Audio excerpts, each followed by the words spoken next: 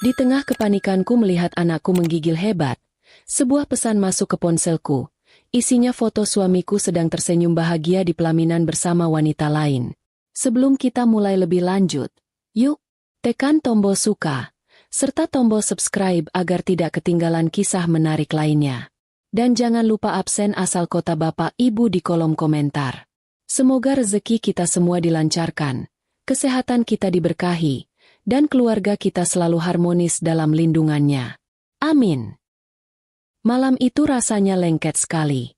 Udara Jakarta sedang tidak ramah, membuat kipas angin di langit-langit kamar kami seperti cuma memutar hawa sumpek. Aku, Ranti, baru saja berhasil merebahkan badan di atas kasur tipis kami.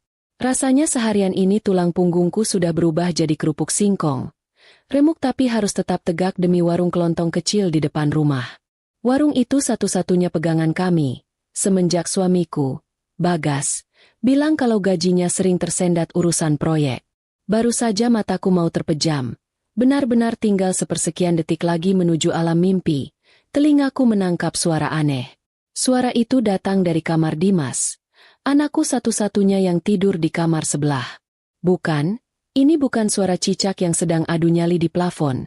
Atau suara kucing tetangga yang hobi sekali konser tengah malam. Ini suara rintihan. Lirih. Seperti orang mengigau tapi menahan sakit. Cukup untuk membuat jantung seorang ibu berhenti berdetak. Aku langsung bangkit, mengabaikan rasa pegal linu di sekujur pinggang. Kakiku melangkah cepat. Nyaris saja aku tersandung tumpukan baju setrikaan yang belum sempat kulipat. Tumpukan baju Bagas. Tentu saja. Bajuku dan Dimas bisa menunggu. Di dalam kamar Dimas yang remang-remang, hanya diterangi lampu tidur gambar bulan, kulihat pemandangan yang langsung membuat perutku mulas. Dimas meringkuk. Anakku yang biasanya tidur lasak seperti main bola, kakinya bisa sampai ke tembok, tangannya menampar-nampar guling, kini meringkuk seperti udang kena sambal. Diam sekali. Selimut tebal bergambar kereta api kesukaannya, kini basah kuyup. Tapi anehnya, badannya menggigil hebat. Giginya bergemeletuk pelan. Suaranya terdengar sangat rapuh di keheningan malam. Kutempelkan punggung tanganku ke dahinya. Astaga, panas sekali. Ini bukan panas anak biasa yang habis main hujan. Ini panas yang rasanya seperti memegang panci yang baru diangkat dari kompor. Tanganku saja rasanya kaget dan refleks ingin kutarik. Keringat dingin sebesar biji jagung memenuhi pelipisnya. Tapi badannya bergetar kedinginan. Panik. Aku langsung lari ke dapur. Tanganku gemetar mencari handuk kecil di rak piring. Kubasahi dengan air hangat di termos. Takutnya kalau air dingin dia malah semakin kaget. Kuperas sedikit. Lalu kuletakkan pelan-pelan di kening Dimas. Tapi Dimas malah semakin menggigil. Dingin. Bunda dingin.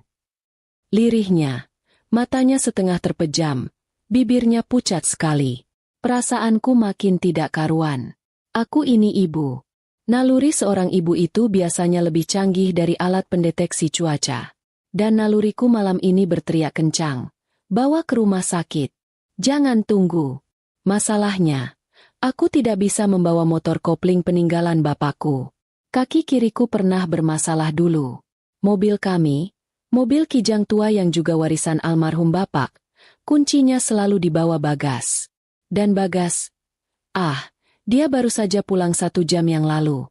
Pulang dengan muka kusut, membanting tas kerjanya di sofa, dan langsung masuk kamar untuk tidur. Aku berlari kembali ke kamar kami. Di sana, Bagas sudah tidur mendengkur. Hebat sekali orang ini. Baru pulang jam 11 malam, katanya capek lembur. Tapi tidurnya sudah pula seperti bayi kekenyangan susu. Suara ngoroknya saja sudah mengalahkan suara kipas angin kami yang berisik. Kalau ada lomba ngorok CRT, suamiku ini pasti juara umum. Kuguncang pelan bahunya. Mas Bagas bangun. Mas. Tidak ada jawaban. Hanya dengkuran yang makin kencang. Seperti ada mesin diesel yang terjebak di tenggorokannya. Kuguncang lebih keras. Kali ini sambil kucubit sedikit lengannya. Mas, bangun. Penting. Ini Dimas. Bagas menggeliat. Matanya terbuka sedikit. Merah sekali. terlihat sangat terganggu. Apa sih, Ran? Kamu ini kayak nggak tahu orang capek saja. Aku baru tidur. Gerutunya. Suaranya serak dan ketus. Selalu begitu kalau tidurnya diganggu. Padahal aku yang seharian jaga warung, meladeni orang utang, mengangkat galon air, sambil mengurus rumah dan Dimas, rasanya ingin juga pamer capek. Tapi sudahlah, itu tidak penting sekarang. Mas, Dimas, Mas, Dimas sakit. Kataku panik, suaraku tercekat. Bagas menguap lebar sekali, seolah-olah dia bisa menelan seluruh kasur. Aku sampai bisa menghitung jumlah gigi gerahamnya yang berlubang. Sakit apa? Biasa itu. Anak kecil. Kemarin sore kan dia main hujan-hujanan sama anak tetangga. Sudah, kasih obat warung saja. Sirup yang di kulkas itu. Dia menarik selimutnya lagi. Mau tidur. Bersiap kembali ke alam mimpinya yang mungkin lebih indah dari rapat kantornya. Kesabaranku sudah di ujung tanduk. Mas Bagas, ini bukan sakit biasa. Badannya panas sekali. Tapi dia menggigil kedinginan. Aku sudah kompres. Dia makin menggigil. Aku takut. Mas. Aku takut Dimas kenapa-kenapa. Suaraku sudah mulai bergetar. Menahan tangis dan marah. Mendengar suaraku yang mulai naik 1 oktav, Bagas akhirnya duduk. Dia menyandarkan punggungnya di kepala ranjang dengan muka ditekuk 1000. Rambutnya acak-acakan. Tapi bukan acak-acakan keren seperti di sinetron. Ini acak-acakan model orang baru bangun tidur yang terpaksa bangun karena alarm kebakaran. Kamu ini berlebihan sekali, Ranti. Katanya dengan suara berat. Setiap Dimas batuk sedikit, kamu panik. Setiap dia pilek, kamu heboh. Ini cuma demam. Anakku itu kuat, nggak cengeng kayak ibunya. Jeb, rasanya ada yang menusuk hatiku. Sakit, tapi tidak berdarah. Enak saja dia bilang aku cengeng. Dia tidak tahu saja. Menahan tangis melihat saldo tabungan itu butuh kekuatan super. Bukan begitu, Mas. Ini beda. Aku ibunya. Aku tahu. Perasaanku nggak enak. Aku bersikeras. Ayo, Mas, kita bawa ke rumah sakit. Kang, aku nggak tenang. Ya, Mas, sebentar saja. Aku memohon. Kutarik-tarik lengannya yang kekar itu. Kekar karena mengangkat tas laptop, bukan mengangkat galon sepertiku.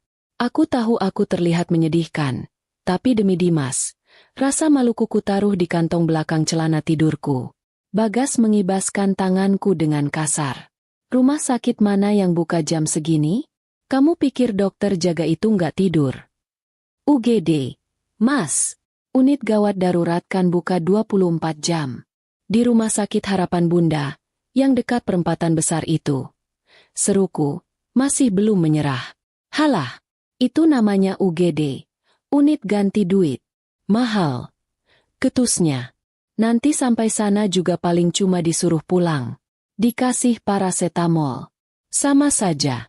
Buang-buang uang. Kamu tahu kan kita lagi banyak pengeluaran. Pengeluaran? Aku terdiam sejenak. Seingatku, bulan ini aku sudah sangat berhemat.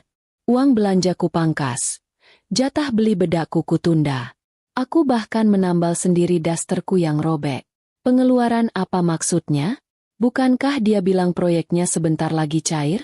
Tapi aku tidak mau berdebat soal uang sekarang. Mas, aku nggak peduli soal uang. Itu ada tabungan sedikit. Ini anak kita. Anakmu juga. Masa kamu tega lihat dia menggigil begitu di kamar sebelah? Kamu nggak dengar suaranya? Bagas mendengus. Dia melirik jam dinding butut di kamar kami. Sudah jam 1 malam. Ranti. Besok aku harus ketemu klien penting. Rapat penentuan proyek. Kalau aku ngantuk di ruang rapat, proyek bisa gagal. Gagal. Artinya nggak ada uang. Kamu mau kita semua makan angin. Selalu itu. Proyek. Rapat. Klien. 3 kata ajaib yang selalu dia gunakan untuk menolak apapun permintaanku. Aku jadi ingat, tetangga sebelah kami, Pak RT. Istrinya sakit tipes saja dia rela bolos jaga hansip 3 hari. Lah ini, suamiku, Anaknya sendiri sakit. Dia lebih mementingkan tidur nyenyak demi rapat. Kadang aku berpikir, apa jangan-jangan isi kepala suamiku itu sudah berubah jadi file presentasi semua? Mas, aku mohon sekali ini saja. Aku mencoba sekali lagi.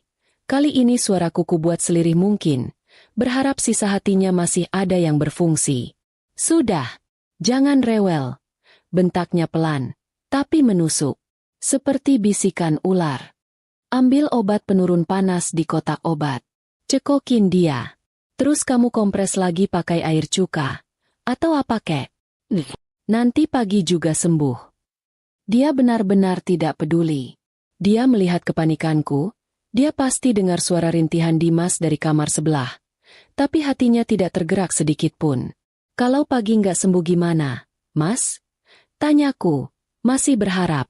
Suaraku sudah seperti orang kehabisan napas. Ya kalau pagi nggak sembuh, baru kita pikirin. Mungkin bawa ke dokter klinik dekat pasar. Nggak usah ke rumah sakit besar. Mahal, kamu ini boros sekali kalau soal penyakit. Katanya, enteng sekali. Boros? Aku dibilang boros? Rasanya ingin kujahit mulutnya itu pakai benang kasur. Dia merebahkan badannya lagi. Menarik selimutnya sampai menutupi kepala. Pura-pura tidak mendengar apa-apa lagi. Dalam hitungan detik, suara ngoroknya yang menyebalkan itu sudah terdengar lagi. Dia kembali ke mimpinya. Aku berdiri terpaku di samping tempat tidur. Rasanya dingin. Lebih dingin dari ubin yang kuinjak. Ada perasaan hampa yang aneh. Ini Bagas, suamiku, bapak dari anakku. Laki-laki yang dulu janji di depan bapakku akan menjagaku dan anak-anak kami. Tapi malam ini, dia lebih memilih tidur dan rapatnya, daripada kesehatan anaknya sendiri.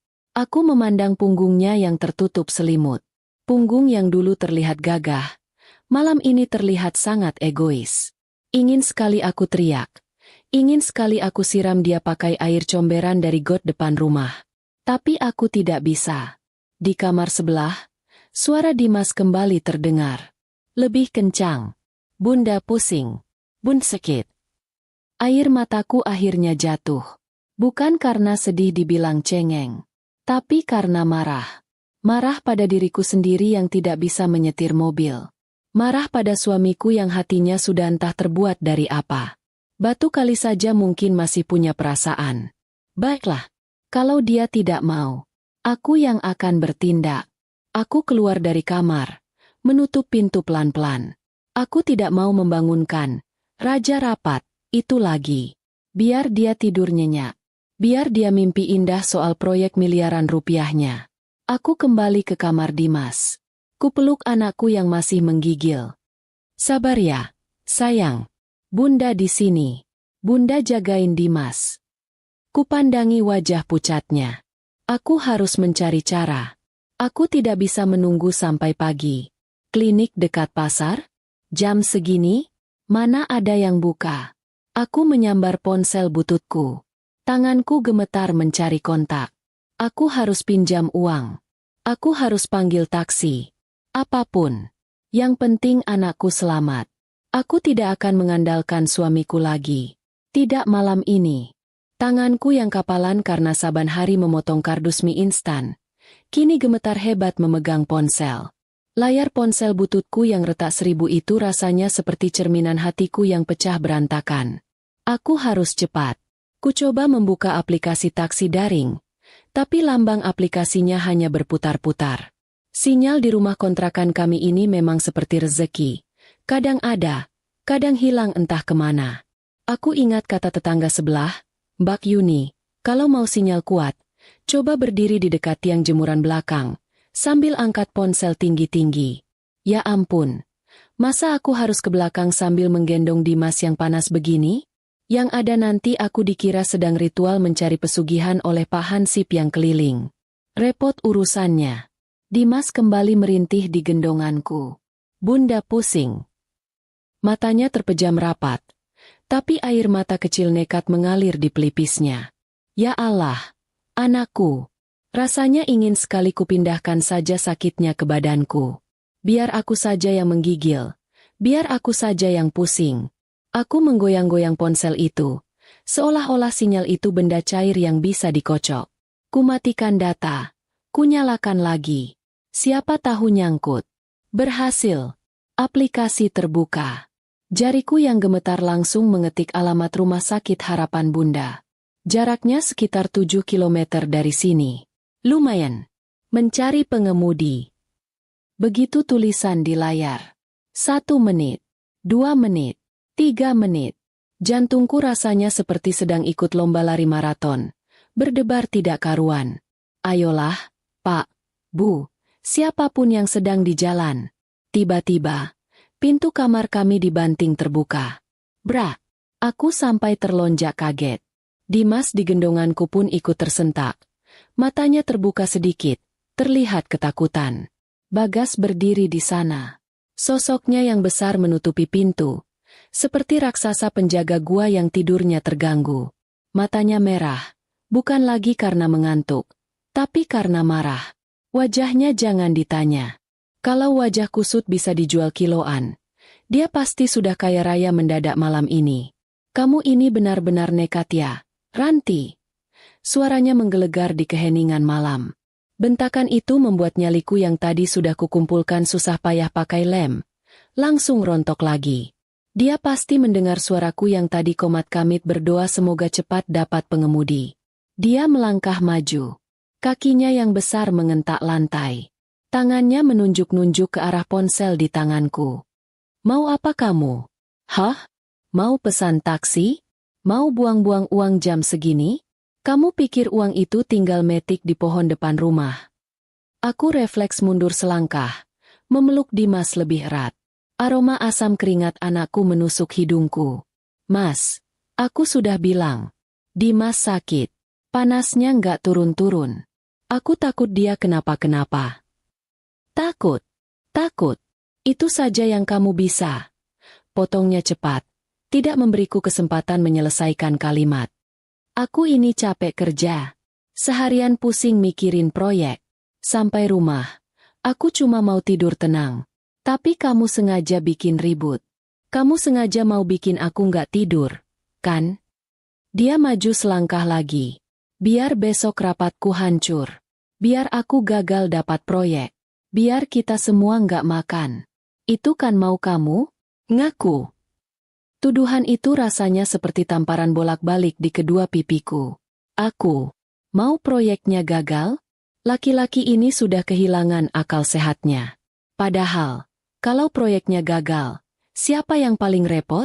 Aku juga. Aku yang harus pusing 7 keliling memutar uang warung, menalangi uang sekolah Dimas yang nunggak, sambil mendengarkan keluh kesahnya setiap hari soal nasib yang tidak adil. Laki-laki memang kadang logikanya suka terbalik, mungkin tertinggal di kantong celana kotor. Aku mencoba menjelaskan lagi. Suaraku kubuat sepelan mungkin, meski tenggorokanku tercekat. Kujelaskan kalau ini darurat. Kujelaskan kalau aku ibunya dan perasaanku tidak enak. Perasaan seorang ibu itu jarang meleset. Kataku. Bagas tidak mau dengar. Dia malah semakin menjadi-jadi. Dia bilang aku istri yang tidak pengertian. Istri yang boros. Istri yang tidak bisa diandalkan untuk urusan sepele seperti mengurus anak demam. Sepele? Dia bilang demam tinggi sampai menggigil hebat ini urusan sepele? Rasanya ingin kusuapi mulutnya itu pakai kompresan Dimas. Mas, ini anakmu juga. Darah dagingmu. Akhirnya aku memberanikan diri. Suaraku sedikit bergetar, menahan marah dan sedih yang sudah bercampur aduk jadi satu. Berlebihan. Itu dia. Kata saktinya keluar lagi. Kata yang selalu dia pakai untuk mematikan semua pendapatku. Justru karena dia anakku. Makanya aku tahu dia kuat. Gak kayak kamu. Kena hujan gerimis sedikit saja langsung minta kerokan. Sudah. Kasih obat. Tidur. Dia berbalik badan. Mengibaskan tangannya di udara. Seolah-olah mengusir lalat. Seolah-olah urusan sudah selesai. Dia mau kembali ke kasur empuknya. Tapi aku tidak bisa membiarkannya. Enggak, Mas. Aku tetap akan bawa Dimas ke rumah sakit. Kalau kamu nggak mau antar, aku bisa pergi sendiri. Kataku, lebih keras dari yang kuduga. Keberanian itu muncul begitu saja, mungkin karena melihat wajah pucat Dimas. Tepat saat itu, ponselku bergetar. Sebuah nama pengemudi muncul di layar. Alhamdulillah, taksi daringku sudah dapat. Bagas berhenti. Langkahnya yang mau masuk kamar terhenti di tempat. Dia berbalik pelan. Sangat pelan. Matanya menatapku tajam. Tatapan yang sudah lama tidak kulihat. Tatapan dingin seperti ubin musala waktu subuh. Oh, jadi kamu mau melawan aku sekarang? Desisnya. Anehnya, dia tidak membentak lagi. Justru suaranya yang pelan dan dingin itu yang membuat bulu kuduku berdiri. Kamu berani pergi tanpa izin aku? Kamu mau jadi istri durhaka? Ini urusan nyawa anak, Mas. Bagus. Katanya singkat. Singkat, padat, dan menusuk. Dia berjalan melewatiku. Bukan ke kasur, tapi ke lemari pakaian kami yang pintunya sudah sedikit miring. Dia membukanya kasar, sampai engselnya menjerit. Dikeluarkannya kemeja batik andalannya. Kemeja perang, kalau dia bilang. Kemeja yang selalu dia pakai kalau mau bertemu klien kakap atau menagih utang proyek. Kemeja itu sudah kusut karena tergantung berdesakan dengan daster-dasterku dan seragam sekolah Dimas. Tapi dia tidak peduli. Dia memakainya begitu saja.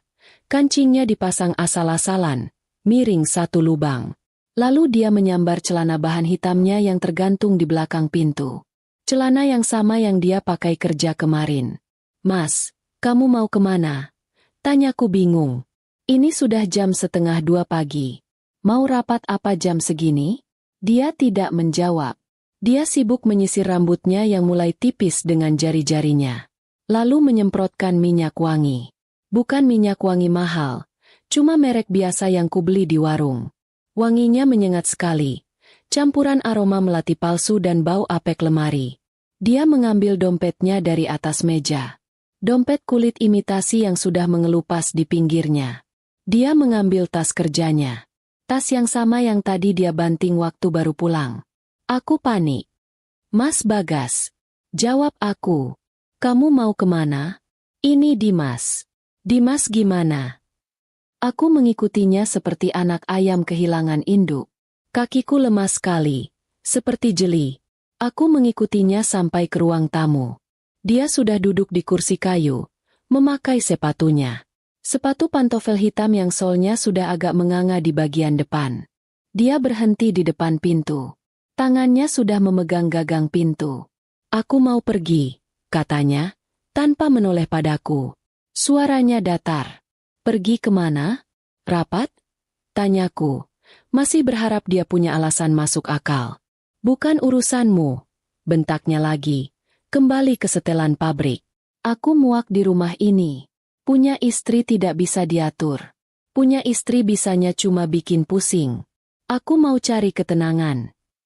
Jantungku rasanya seperti diremas pakai tang. Cari ketenangan? Di saat anaknya sedang berjuang melawan sakit? Ketenangan macam apa yang dia cari jam segini? Mas, jangan pergi. Aku minta maaf kalau aku salah. Tapi tolong antar Dimas dulu sebentar saja. Aku memohon. Air mataku sudah tidak bisa kutahan lagi. Aku tidak peduli lagi dibilang cengeng. Dia menoleh. Akhirnya dia menoleh. Tapi tatapannya kosong. Tidak ada kasihan. Tidak ada cinta. Yang ada hanya jengkel. Urus saja sendiri anakmu itu. Kamu kan ibunya. Katanya bisa semua sendiri. Buktikan. Blam. Pintu depan dibanting. Keras sekali. Aku terlonjak kaget. Dimas di gendonganku yang tadi mulai tenang. Kini menangis kaget, menjerit keras. Hening. Seketika rumah jadi hening mencekam. Hanya suara tangis Dimas yang melengking dan detak jam dinding di ruang tamu.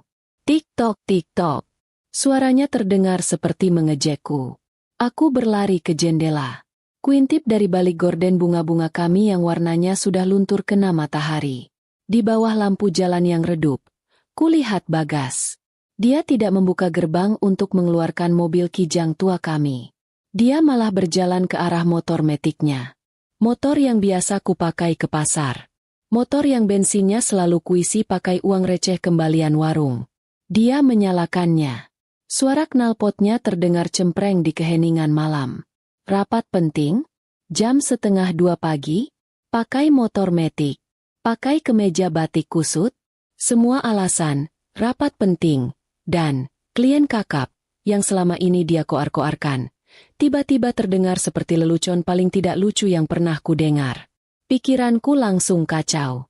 Klien mana yang mau rapat di jam hantu begini? Suara motor itu menjauh. Semakin jauh. Lalu menghilang di tikungan jalan. Aku masih berdiri mematung di jendela. Seperti orang bodoh. Menggendong anakku yang panasnya terasa semakin menyengat kulitku. Dia pergi. Suamiku pergi begitu saja. Dia meninggalkanku. Dia meninggalkan anaknya yang sedang sakit parah. Demi sesuatu yang dia sebut, ketenangan. Aku ditinggalkan sendirian. Benar-benar sendirian. Di rumah yang terasa tiba-tiba jadi terlalu besar dan terlalu dingin. Ponselku di saku daster bergetar lagi. Aku merogohnya dengan tangan lemas. Sebuah pesan dari aplikasi taksi daring.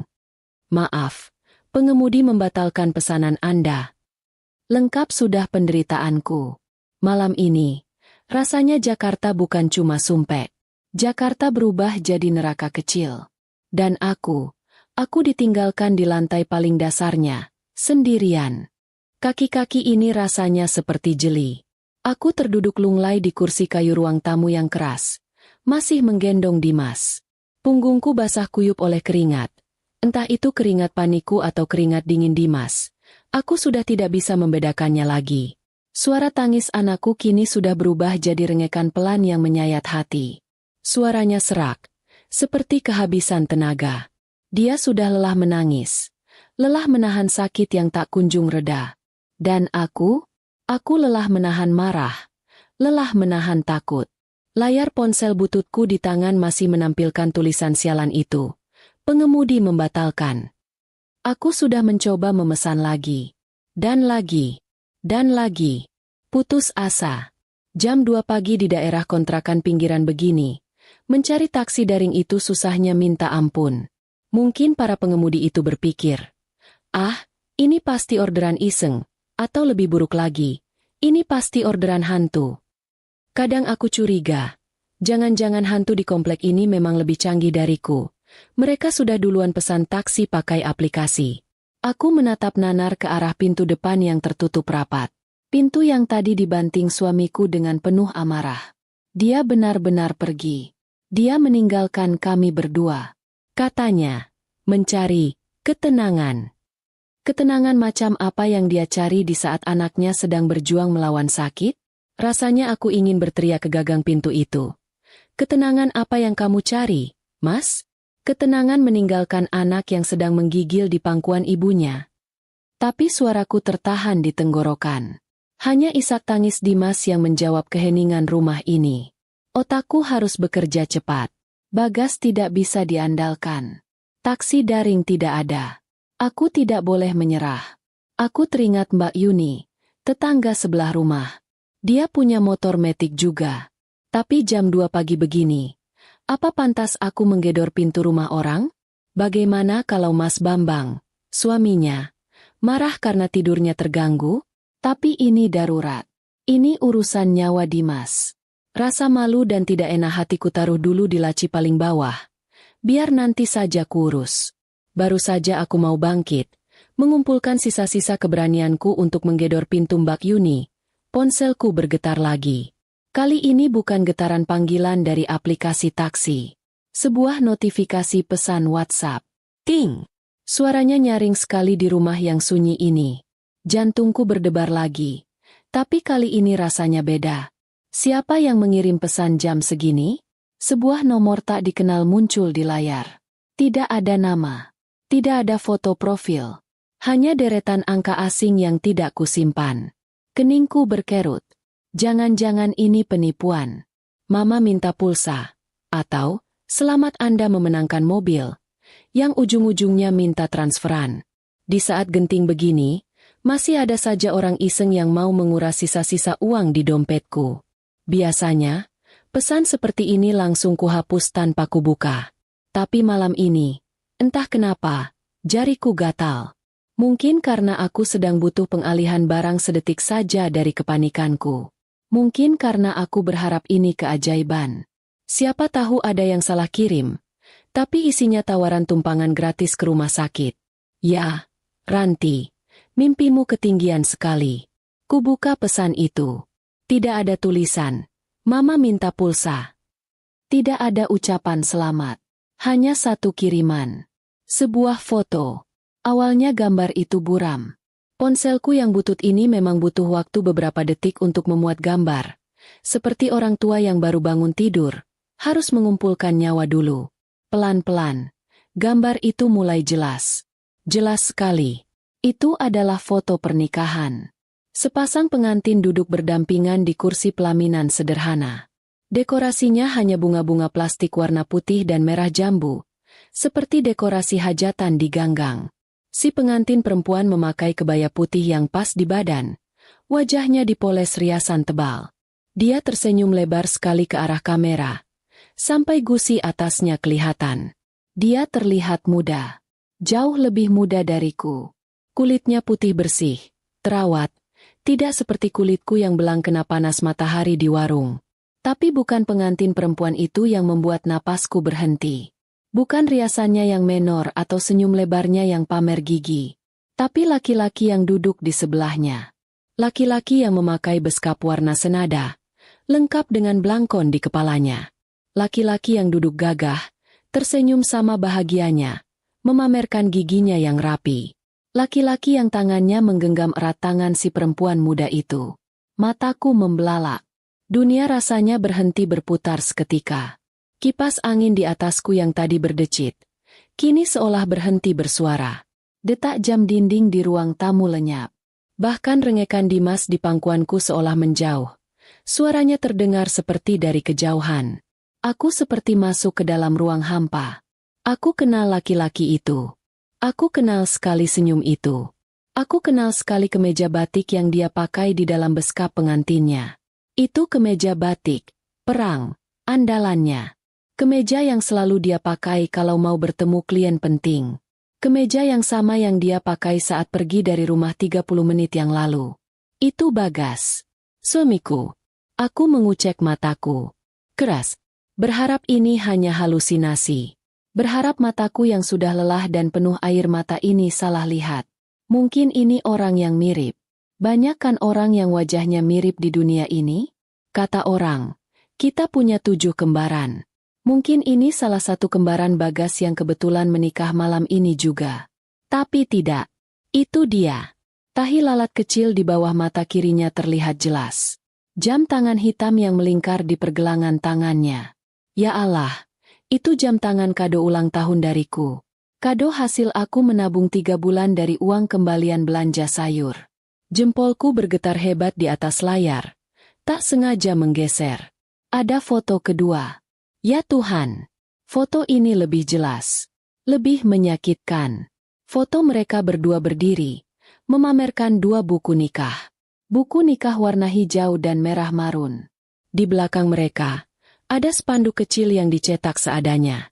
Selamat berbahagia, Bagas Wulan. Wulan. Jadi, itu nama perempuan itu. Ponsel itu meluncur begitu saja dari tanganku. Jatuh ke lantai keramik yang dingin. Prak! Suaranya memecah keheningan yang mencekam.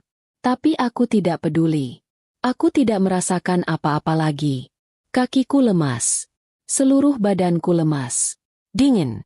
Dingin yang menusuk sampai ke tulang sumsum. Lebih dingin dari ubin yang kuinjak. Lebih dingin dari tatapan Bagas tadi sebelum dia pergi.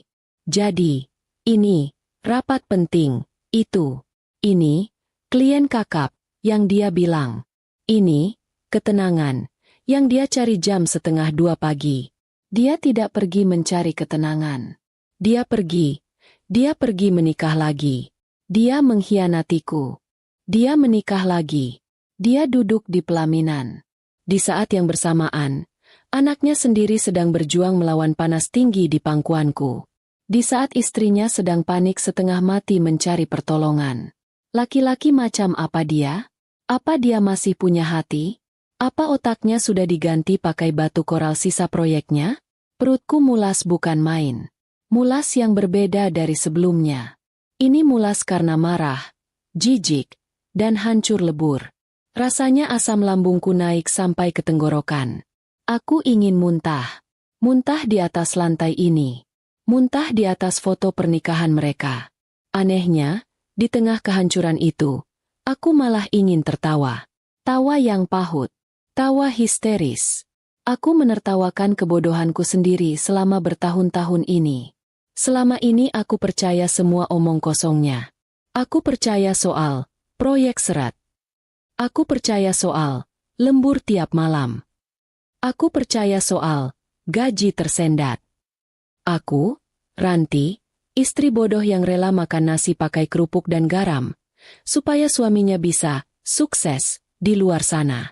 Sukses menikahi perempuan lain. Ponselku yang tergeletak di lantai bergetar lagi. Ting! Pesan baru masuk. Dari nomor yang sama. Dengan tangan gemetar seperti orang kesetrum, kuraih ponsel itu. Layarnya sudah retak makin parah gara-gara jatuh tadi. Kali ini bukan foto. Hanya sebuah kalimat pendek. Kalimat yang seperti paku terakhir yang menancap di peti matiku. Selamat ya, Mbak Ranti. Sekarang Mbak sudah resmi di Madu. Semoga suka dengan kabar baik ini. Pertahananku runtuh. Tangisku pecah saat itu juga. Bukan tangisan lirih. Bukan isak tangis tertahan. Aku meraung. Meraung seperti binatang yang terluka parah. Keras sekali. Aku tidak peduli lagi kalau tetangga dengar. Aku tidak peduli lagi kalau Pak Hansip mengira ada perampokan di rumahku. Tangisanku yang keras itu mengagetkan Dimas. Anakku yang malang. Dia yang tadinya hanya merengek pelan, kini ikut menangis kencang bersamaku. Tangisnya bukan lagi karena sakit. Dia menangis karena takut. Takut melihat ibunya hancur berkeping-keping di depannya. Melihat Dimas menangis ketakutan. Aku tersentak. Ya Tuhan, apa yang kulakukan? Aku sedang menangisi pengkhianat busuk itu. Sementara nyawa anakku ada di tanganku. Aku tidak boleh hancur. Tidak sekarang. Anakku membutuhkanku. Aku menarik napas dalam-dalam. Menelan kembali air mata dan rasa pahit di tenggorokanku. Aku menghapus ingusku dengan punggung dasterku. Kuseka air mataku kasar. Tidak ada waktu untuk menangis. Tidak ada waktu untuk jadi lemah. Bagas boleh menghancurkan hatiku. Tapi dia tidak boleh menghancurkan anakku. Aku bangkit berdiri. Kakiku masih gemetar seperti agar-agar. Tapi kupaksakan tegak. Aku tidak peduli lagi soal taksi daring. Aku tidak peduli lagi soal malu pada tetangga. Sambil menggendong Dimas erat-erat di dadaku, aku berjalan keluar rumah. Menuju pintu rumah Mbak Yuni. Mbak Yuni. Mbak Yuni. Tolong. Tolong. Mbak. Tolong Dimas. Aku menggedor pintunya. Keras. Tanpa jeda. Malam ini, aku harus menyelamatkan anakku. Urusan pengkhianat itu, urusan si Wulan itu bisa menunggu. Gedoranku di pintu rumah Mbak Yuni malam itu mungkin sudah mirip genderang perang. Aku tidak peduli lagi soal sopan santun. Tidak peduli lagi tata krama bertetangga tengah malam. Tanganku memukul kayu pintu itu berkali-kali sambil setengah berteriak. Memanggil namanya dan suaminya, Mas Bambang. Dimas di gendonganku mulai merengek lemah. Mungkin terganggu oleh suaraku yang sudah seperti kaleng rombeng kena pukul. Pintu akhirnya terbuka. Sosok Mas Bambang, suami Mbak Yuni, muncul dengan mata masih separuh terpejam. Dia cuma pakai kaos singlet putih yang, astaga, ada bolong kecil di dekat ketiak, dan sarungnya dipegangi sebelah tangan, mungkin takut melorot. Di belakangnya, Mbak Yuni mengintip dengan rambut seperti sarang burung perkutut, gimbal di sana-sini. Aku tahu, penampilanku pasti 1000 kali lebih mengerikan di mata mereka. Daster lecek basah keringat, rambut acak-acakan, mata bengkak habis menangis, sambil menggendong anak yang menggigil. Ya Allah, Ranti, ada apa malam-malam begini? Kayak dikejar setan. Mbak Yuni berseru kaget. Matanya langsung tertuju pada Dimas. Mbak, Mas tolong. Suaraku pecah. Aku tidak sanggup bicara banyak-banyak. Dimas. Mbak. Dimas panas tinggi sekali. Menggigil hebat. Aku nggak tahu harus gimana. Mas Bagas lagi. Lidahku kelus ketika. Aku hampir saja bilang, Mas Bagas lagi kawin lagi di pelaminan. Tapi otakku yang masih waras buru-buru mengerem. Aku tidak boleh bilang. Bukan sekarang. Mas Bagas lagi nggak ada di rumah. Mbak, katanya urusan proyek. Ujarku, mengganti kalimat di detik terakhir. Kebohongan pertama itu meluncur begitu saja dari mulutku. Mas Bambang yang tadinya menguap lebar, langsung tegak. Wajah ngantuknya sirna seketika. Dia menempelkan punggung tangannya yang kapalan ke dahi Dimas, persis seperti yang kulakukan tadi. Panas banget ini, Dek Ranti. Nggak bener ini. Sudah, jangan banyak omong, harus ke UGD, katanya tegas. Dia tidak bertanya macam-macam. Dia tidak menyalahkanku. Dia menoleh ke istrinya.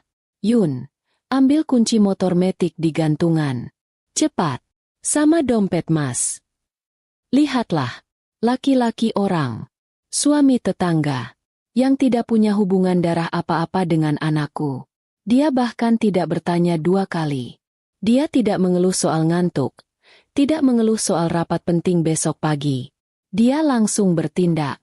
Kontra sekali dengan suamiku, yang darah dagingnya sedang kurengkuh, yang malah pergi mencari ketenangan di pelaminan baru.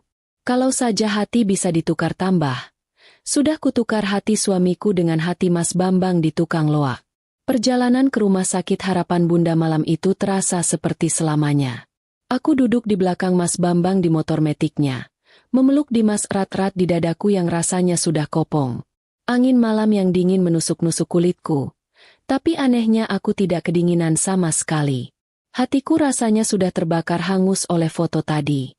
Sepanjang jalan, pikiranku melayang kemana-mana. Bayangan Bagas memakai beskap, tersenyum bahagia di samping perempuan muda bernama Wulan itu, terus-menerus berputar di kepalaku. Seperti kaset rusak yang tidak mau berhenti. Aku di sini, di atas motor pinjaman, berjuang demi nyawa anakku. Dia di sana, mungkin sedang, aku tidak sanggup memikirkannya.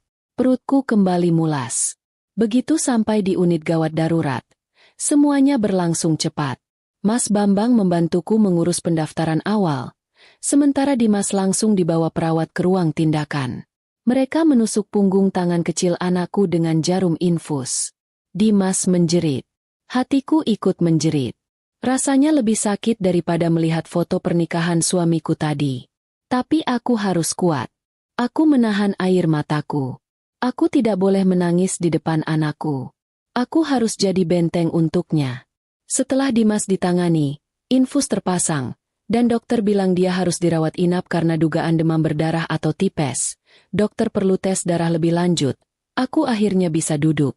Aku duduk sendirian di kursi tunggu besi yang dinginnya minta ampun. Mas Bambang pamit pulang dulu sekitar jam 3 pagi.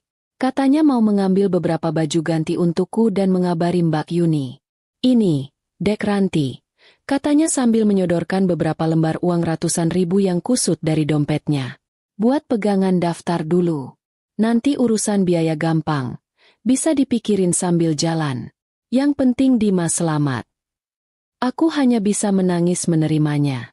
Laki-laki ini. Ya Tuhan. Kebaikan hatinya membuat pengkhianatan Bagas terasa 1000 kali lebih busuk. Sekarang aku benar-benar sendirian. Di koridor rumah sakit yang sepi dan berbau obat pembersih lantai yang menyengat. Disinilah, di tengah bau karbol dan suara roda ranjang didorong di kejauhan, kenyataan itu menghantamku seperti truk tronton yang remnya blong. Suamiku menikah lagi. Tanganku gemetar merogoh ponsel di saku daster. Kulihat lagi foto itu. Foto si Wulan. Foto buku nikah. Dan pesan singkat yang mengejekku. Selamat ya, Mbak Ranti. Sekarang Mbak sudah resmi di Madu. Semoga suka dengan kabar baik ini. Siapa pengirim ini? Apakah si Wulan itu sendiri? Apa dia sengaja mengirim ini di saat aku sedang rapuh, di saat anakku sakit, untuk membuatku hancur seketika? Atau ini temannya? Musuhku? Atau malah teman Bagas yang tidak setuju? Amarah bergejolak di dadaku. Rasanya ingin sekali aku menelepon Bagas sekarang juga. Meneriakinya di telepon. Mencaci makinya. Menanyakan di mana otaknya. Apa dia tidak ingat punya anak yang sedang berjuang di ruang UGD? Tapi, jariku berhenti tepat sebelum menekan tombol panggil. Tunggu dulu. Ranti. Aku menarik napas dalam-dalam. Mencoba menjernihkan otakku yang sudah keruh oleh air mata dan kemarahan. Kalau aku meneleponnya sekarang, apa yang akan terjadi? Dia pasti akan mengelak. Dia akan membalikkan keadaan. Dia akan bilang aku gila. Dia akan bilang aku memfitnahnya. Dia akan bilang itu editan. Lalu dia akan marah besar. Dia akan memakiku karena mengganggu malam pentingnya. Dan kalau dia marah, dia akan semakin menjadi-jadi. Dia bisa saja tidak mau membiayai rumah sakit Dimas. Dia bisa saja menghentikan semua uang belanja. Dia bisa saja menceraikanku begitu saja. Detik ini juga, lewat telepon. Dan aku akan terlempar ke jalanan tanpa apa-apa. Aku belum siap. Aku tidak punya apa-apa selain warung kelontong yang untungnya pas-pasan. Aku tidak bisa membiarkan Dimas ikut jadi gelandangan bersamaku. Aku tidak boleh gegabah. Ini bukan waktunya meledak. Ini waktunya memakai topeng. Foto di layar ponsel ini adalah senjataku. Satu-satunya senjataku. Dan si pengkhianat itu belum tahu kalau aku punya senjata ini. Si Wulan itu, atau siapapun yang mengirim foto ini, mengira aku akan histeris dan langsung melabrak Bagas malam ini juga. Mereka pikir aku bodoh. Mereka pikir aku lemah. Mereka ingin melihatku hancur. Baik, akan kuberikan apa yang mereka mau. Aku akan pura-pura jadi Ranti yang bodoh. Ranti yang lemah. Ranti yang tidak tahu apa-apa. Aku akan membiarkan Bagas pulang nanti. Kapanpun dia memutuskan untuk pulang. Mungkin besok pagi. Mungkin lusa. Aku akan membiarkan dia berbohong lagi soal rapat penting, semalam suntuk.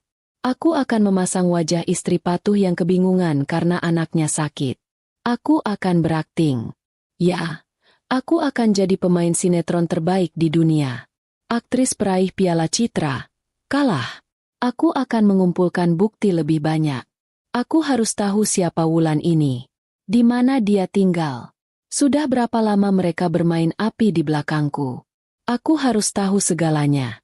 Aku harus tahu kemana perginya uang-uang, proyek, yang dia bilang seret itu. Sampai waktunya tepat. Sampai aku punya kekuatan untuk membalas. Dengan tangan yang kini jauh lebih mantap, aku menekan tombol hapus. Bukan. Aku tidak menghapus fotonya. Gila saja. Aku memindahkannya ke folder tersembunyi yang Bagas tidak akan pernah tahu ada. Lalu aku menghapus riwayat pesan dari nomor tak dikenal itu. Bersih. Seolah-olah tidak pernah terjadi apa-apa malam ini. Ponselku kembali bersih. Air mataku berhenti mengalir. Tergantikan oleh sesuatu yang dingin dan keras di dalam dadaku. Ini bukan lagi soal sakit hati. Ini bukan lagi soal cemburu. Ini soal perhitungan. Ini soal perang. Aku menoleh ke ruang rawat Dimas.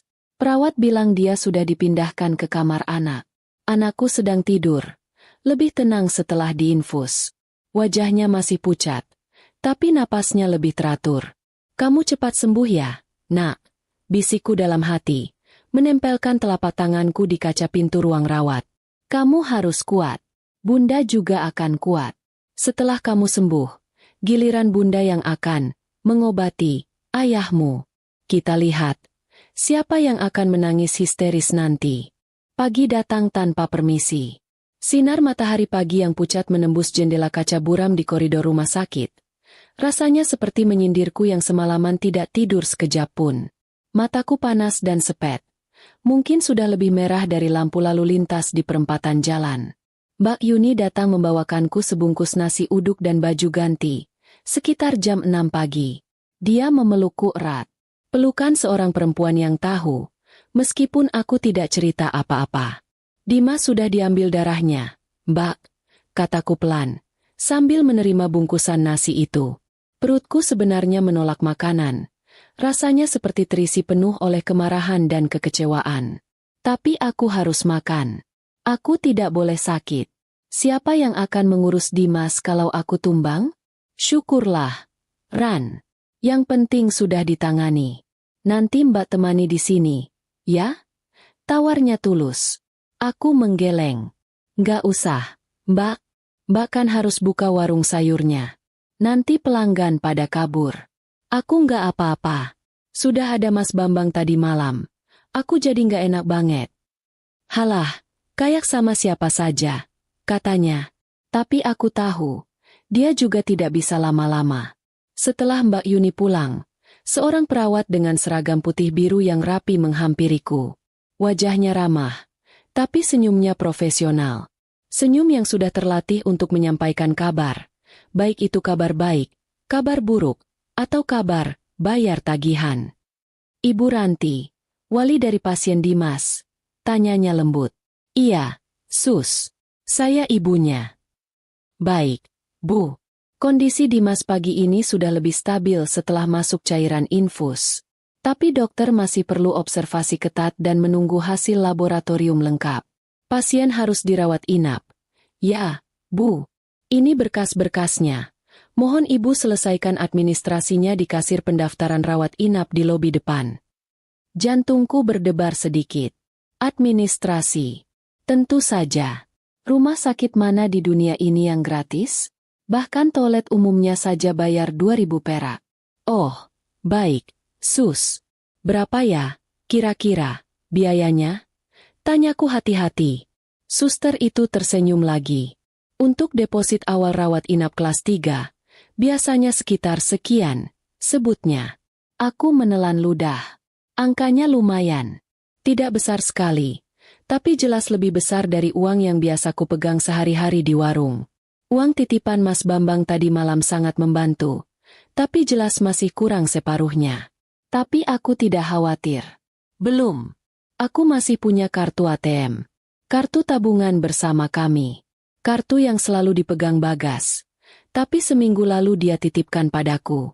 Pegang dulu, Ran. Siapa tahu ada kebutuhan mendadak. Tapi jangan dipakai kalau nggak penting. Ya, itu uang buat masa depan Dimas. Katanya waktu itu. Masa depan Dimas.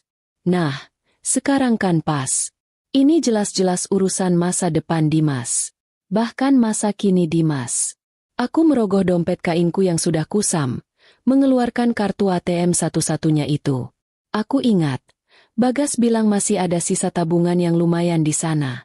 Cukuplah untuk deposit rumah sakit dan biaya tak terduga beberapa hari ke depan. Aku berjalan dengan langkah yakin menuju lobi utama. Melewati orang-orang yang juga tampak lelah, ada yang tidur di kursi tunggu beralaskan koran, ada yang mondar-mandir sambil menelepon dengan suara berbisik. Aroma rumah sakit pagi hari itu khas sekali. Campuran kopi, roti basi dari kantin, dan bau obat. Di sudut lobi, ada mesin ATM berwarna biru terang. Aku memasukkan kartu itu. Mengetikkan 6 angka sandi yang sudah kuhafal di luar kepala. 6 angka tanggal pernikahan kami. Ironis sekali. Dulu kuanggap romantis. Sekarang rasanya seperti lelucon pahit. Aku memilih menu, informasi saldo. Biar aku cek dulu, memastikan jumlahnya. Layar mesin berkedip. Menunggu. Lalu, jeder. Di layar itu tertulis, saldo Anda, Rp53.150. Aku terdiam. Mataku membelalak. 53.150 perak. Cukup buat beli apa? Buat beli 2 mangkok bakso di depan rumah sakit saja mungkin kurang. Apalagi buat bayar deposit rawat inap. Aku pasti salah lihat. Mataku kan sepet. Mungkin aku salah baca nolnya. Aku menekan tombol, batal. Mencabut kartu. Lalu memasukkannya lagi. Kali ini aku lebih pelan, lebih teliti. Memasukkan sandi dengan hati-hati. Jari telunjukku sampai gemetaran. Mungkin tadi sandinya salah. Ku coba lagi. Informasi saldo. Layar berkedip. Dan angka yang sama muncul lagi. Rp53.150. Darahku rasanya surut seketika dari wajahku. Kakiku lemas. Lututku bergetar. Aku harus berpegangan pada dinding mesin ATM itu supaya tidak jatuh. Tidak mungkin. Ini tidak mungkin. Seingatku, Bagas bilang tabungan itu ada belasan juta. Uang hasil warung dan sisa gajinya yang dia kumpulkan sedikit-sedikit. Pikiranku langsung berputar kencang. Kemana perginya uang itu? Kapan diambilnya? Aku teringat sesuatu. Bagas menitipkan kartu ini seminggu lalu. Itu artinya dia sudah mengosongkan rekening ini sebelum memberikannya padaku.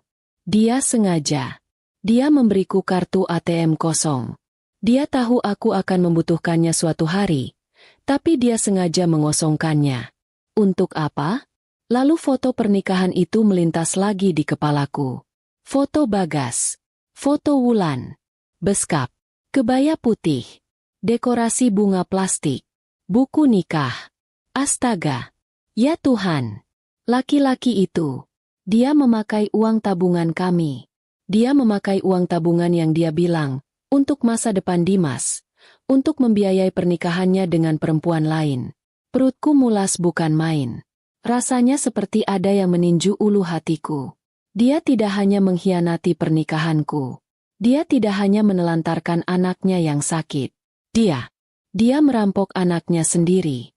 Dia mencuri uang masa depan anaknya untuk membiayai masa depannya dengan istri barunya. Manusia macam apa dia? Iblis pun mungkin masih berpikir dua kali untuk mengambil uang berobat anaknya sendiri. Aku menarik kartu itu dengan tangan gemetar hebat. Rasa marah, malu, dan hina bercampur aduk. Aku syok. Aku benar-benar syok. Selama ini aku pikir Bagas itu pelit. Aku pikir dia perhitungan soal uang. Tapi aku tidak pernah menyangka dia sebusuk ini. Dia tega mengorbankan nyawa anaknya demi kesenangan sesaat. Aku kembali ke loket administrasi dengan langkah gontai. Seperti robot yang baterainya hampir habis.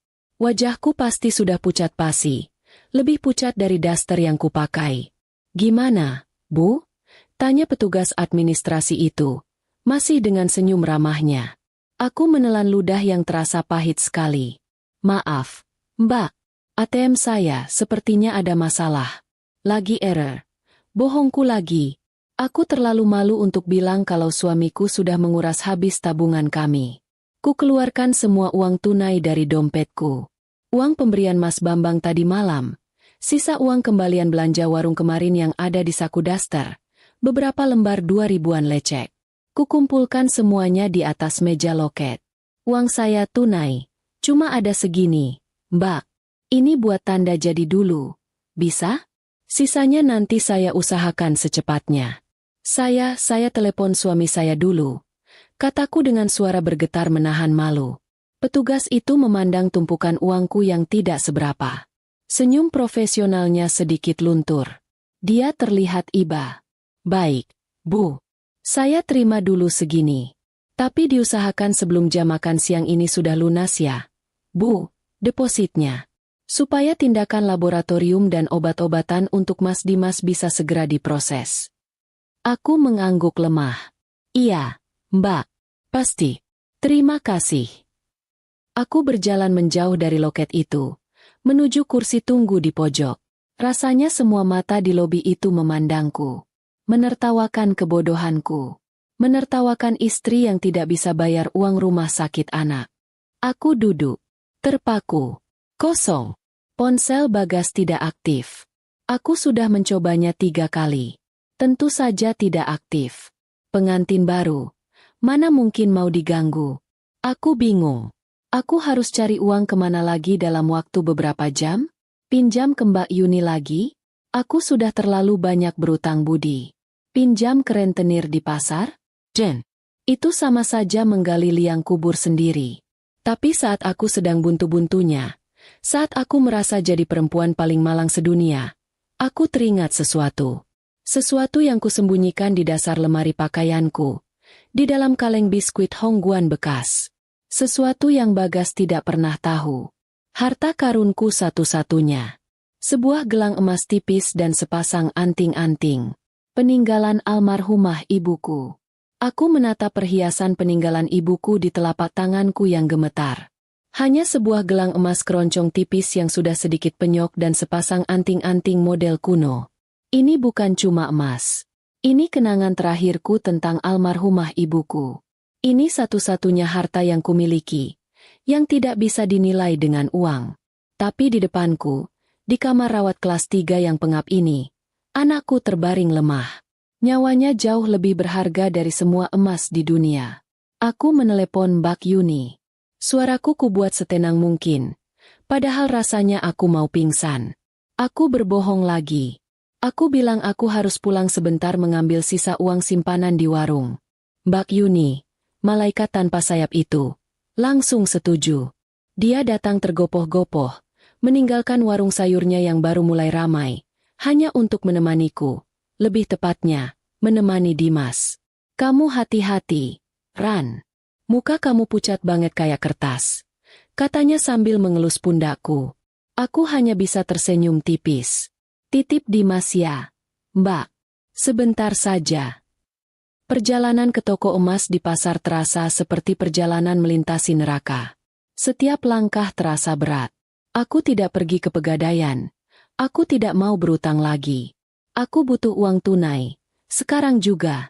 Aku menjualnya. Aku menjual kenangan ibuku. Laki-laki Tionghoa pemilik toko emas itu menimbang perhiasanku dengan wajah datar. Dia menyebutkan sebuah angka. Aku tidak menawar. Aku tidak punya tenaga untuk berdebat. Aku hanya butuh uangnya. Beberapa lembar uang jutaan rupiah kini ada di tanganku. Terasa panas dan menyakitkan. Hatiku rasanya ikut dilebur bersama emas-emas itu. Kosong. Deposit rumah sakit lunas. Obat-obatan untuk Dimas langsung diproses. Napasku sedikit lebih lega. Anakku aman. Setidaknya, untuk urusan medis, dia aman. Aku kembali ke kamar rawat, menggantikan Mbak Yuni, dan duduk di kursi plastik keras di samping ranjang Dimas. Disinilah aku menghabiskan 2 hari berikutnya. 2 hari yang terasa seperti 2 tahun. Ponsel Bagas masih tidak aktif. Mati total. Tidak ada panggilan. Tidak ada pesan. Tidak ada jejak. Seolah-olah dia ditelan bumi. Atau lebih tepatnya, ditelan pelaminan barunya. Warungku kututup. Aku menempelkan tulisan, tutup sementara. Ada keluarga sakit, di pintu gulungnya. Aku tidak peduli soal untung rugi. Fokusku hanya satu, kesembuhan Dimas. Dan di hari ketiga, keajaiban kecil terjadi. Panas Dimas mulai turun stabil. Dia sudah mau makan sedikit bubur tim yang rasanya hambar itu. Dia bahkan sudah bisa tersenyum tipis saat ku ceritakan dongeng kancil yang ke-1000 kalinya. Hasil laboratorium keluar. Dimas positif kena demam berdarah, tapi trombositnya sudah mulai naik lagi. Dokter bilang, 1 atau 2 hari lagi mungkin sudah boleh pulang. Tepat saat hatiku mulai sedikit menghangat oleh harapan, sosok yang paling tidak kuharapkan muncul di ambang pintu kamar. Bag, suamiku. Dia berdiri di sana, masih memakai kemeja batik kusut yang sama, yang dipakainya 3 hari lalu. Bedanya, kemeja itu sekarang terlihat 1000 kali lebih lecek, seperti baru dikeluarkan dari mulut sapi. Wajahnya lelah, tapi ada rona aneh di pipinya. Rona bahagia yang ditutup-tutupi. Dia membawa sekantong buah apel dan jeruk, seperti tamu yang baru menjenguk orang sakit biasa. Ranti. Panggilnya pelan. Aku menoleh. Topengku langsung kupasang. Topeng istri bodoh yang khawatir setengah mati. Mas. Ya Allah. Mas. Kamu kemana saja? Aku langsung bangkit. Pura-pura panik. Aku teleponin gak bisa. Aku kirim pesan gak masuk. Kamu tahu gak, Mas? Dimas masuk rumah sakit. Aku takut setengah mati. Mas. Aku membiarkan suaraku bergetar. Aku bahkan memaksakan beberapa tetes air mata keluar. Aktingku pagi itu mungkin sudah pantas dapat piala Oscar. Bagas terlihat bersalah, tapi juga lega. Mungkin dia lega karena aku hanya marah soal dia menghilang, bukan soal dia menikah. Dia buru-buru memelukku. Pelukan yang terasa asing, terasa dingin, dan bau. Dia bau minyak wangi perempuan. Bukan minyak wangiku yang murah itu. Ini wangi melati yang mahal. Tapi di hidungku baunya seperti bunga Kamboja di kuburan. Maaf, Ran, maafin Mas. Katanya sambil mengelus punggungku. Aku menahan rasa jijik. Mas, ada proyek mendadak di puncak. Di pelosok. Nggak ada sinyal sama sekali. Bosnya galak. Nggak boleh pegang ponsel. Ini Mas baru bisa kabur. Demi Allah, Mas nggak tahu kalau Dimas sakit. Maaf. Bohong, bohong, bohong. Setiap katanya adalah kebohongan. Proyek di puncak? Tanpa sinyal? Pakai kemeja batik yang sama selama 3 hari? Dia pikir aku ini anak kemarin sore yang masih percaya dongeng Sinterklas? Aku melepaskan pelukannya. Dimas demam berdarah. Mas, kataku, pura-pura terisak. Wajah Bagas terlihat kaget. Tulus. Kali ini, sepertinya dia benar-benar tidak tahu soal itu. Bagus. Sebusuk-busuknya dia. Setidaknya dia masih kaget mendengar anaknya sakit parah. Dia langsung menghampiri ranjang Dimas. Dimas, anak ayah, maafin ayah. Ya. Katanya sambil mengelus kepala Dimas. Dimas yang masih lemah hanya menatap ayahnya dengan pandangan bingung. Terus biayanya gimana, Ran? Tanyanya kemudian, pelan sekali. Matanya tidak berani menatapku. Dia pasti sedang mengetes. Apa aku sudah tahu soal ATM itu? Aku menarik napas. Sudah beres. Mas, aku bayar depositnya. Aku pinjam uang Mbak Yuni dulu. Nanti kamu ganti. Ya, aku nggak enak pinjam lama-lama. Bohongku, lancar sekali. Wajah Bagas langsung terlihat lega. Sangat, sangat lega. Seperti orang yang baru saja lolos dari hukuman gantung. Dia tidak tahu aku terpaksa menjual satu-satunya kenanganku. Oh, syukurlah. Denya, kamu memang istri yang bisa diandalkan. Ran, hebat kamu. Nanti Mas ganti. Pasti Mas ganti. Dia lalu merogoh dompetnya. Dompet kulit imitasi yang sama. Dia mengeluarkan beberapa lembar uang ratusan ribu. Ini, Mas, ada uang sisa proyek sedikit. Pegang dulu. Buat jajan Dimas beli bubur ayam kalau sudah boleh pulang. Katanya, menyodorkan uang itu padaku. Aku menerimanya. Hatiku rasanya ingin menjerit. Sisa proyek? Ini uang receh. Uang tabungan anakku belasan juta dia kuras. Dan dia memberiku beberapa ratus ribu? Rasanya ingin kulemparkan uang itu ke wajahnya. Tapi aku menahannya. Aku tersenyum. Senyum istri berbakti. Makasih ya, Mas. Mas, ke kamar mandi dulu ya. Gerah banget ini, belum mandi 3 hari. Katanya sambil tertawa kecil, berusaha mencairkan suasana.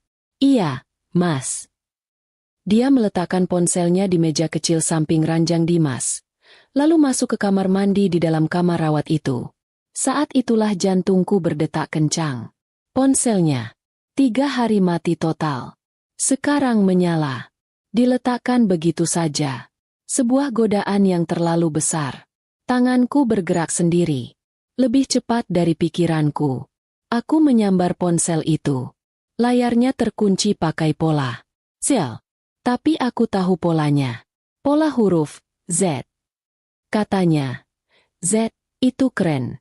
Aku heran kenapa dia tidak pakai pola huruf B untuk Bagas. Atau R untuk Ranti. Atau D untuk Dimas. Mungkin Z itu Zorro? Entahlah. Ponsel terbuka. Jantungku berdebar tak karuan. Aku harus cepat. Suara gemericik air dari kamar mandi terdengar. Dia sedang mandi. Aku langsung membuka aplikasi WhatsApp-nya. Ada banyak sekali pesan. Tapi satu nama paling atas menarik perhatianku. Nama yang tidak kukenal. Tapi foto profilnya, foto seorang perempuan muda. Cantik, putih. Ya, perempuan yang sama di foto pernikahan itu. Nama kontaknya, Wulan, notaris. Notaris? Kenapa nama si pelakor itu pakai embel-embel, notaris? Tanganku gemetar hebat saat membuka pesan itu. Pesan terakhir baru masuk 15 menit yang lalu. Saat Bagas dalam perjalanan ke rumah sakit. Isinya, Mas, Aku tunggu di rumah baru kita ya nanti malam. Awas kalau nggak pulang. Oh iya, Mas, jangan lupa. Besok kita ambil akta jual beli rumahnya. Sudah beres semua. Akhirnya, rumah impian kita, Mas, dan sudah atas nama aku, sesuai janjimu. Love you. Darahku berhenti mengalir. Dunia rasanya gelap. Baru. Nama. Aku. Jadi, bukan cuma untuk biaya nikah. Uang tabungan Dimas yang belasan juta itu ludes. Ludes dipakai suamiku untuk membeli rumah baru. Dan rumah itu dibelinya atas nama si pelakor itu. Dia mencuri uang masa depan anaknya untuk memberikan rumah impian pada istri barunya. Suara gemericik air di kamar mandi berhenti. Jantungku rasanya mau copot dan menggelinding masuk ke kolong ranjang Dimas. Suara cekrek gagang pintu kamar mandi diputar adalah aba-aba paling menakutkan yang pernah kudengar seumur hidupku. Tanganku yang gemetar seperti kesetrum listrik, buru-buru menutup aplikasi pesan laknat itu. Kusalin cepat satu nomor penting dari sana ke secari kertas sobekan bungkus obat. Lalu aku menggeser-geser layar asal-asalan agar kembali ke menu utama, mengunci layarnya, dan meletakkan ponsel itu kembali ke atas meja. Kuposisikan miring sedikit, persis seperti posisi semula, sepersekian detik sebelum pintu kamar mandi terbuka. Bagas keluar dengan wajah yang, sedikit lebih segar. Dia mengeringkan rambutnya yang mulai tipis itu dengan handuk kecil yang disediakan rumah sakit. Dia tersenyum padaku. Senyum palsu seorang aktor sinetron yang baru main di 5 episode dan dialognya itu-itu saja. Nah, sudah mendingan. Gak asem lagi, kan? Katanya, mencoba melucu. Aku benci sekali selera humornya. Rasanya ingin kusumpal mulutnya pakai apel yang dia bawa. Aku membalasnya dengan senyuman tipis. Senyum istri sabar yang sudah terlatih puluhan tahun menelan kecewa. Iya, Mas. Kelihatan segar. Sini, biar aku rapikan kerah bajunya. Kataku sambil pura-pura merapikan kerah kemeja batiknya yang sudah tidak berbentuk itu. Padahal, yang ingin kurapikan adalah hidupnya. Dengan cara mengguntingnya kecil-kecil lalu membuangnya ke tempat sampah.